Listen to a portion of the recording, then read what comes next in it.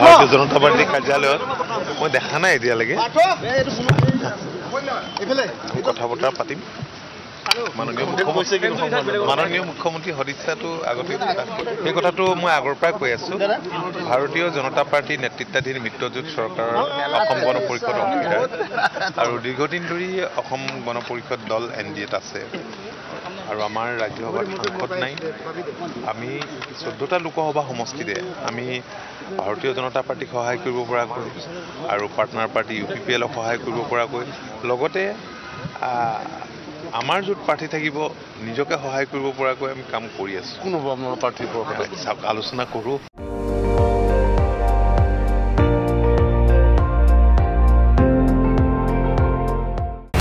আপুনি চাই আছে ND24 সৰ্বশ্ৰেষ্ঠ নহয় সৰ্বোত্তমৰ দৌৰ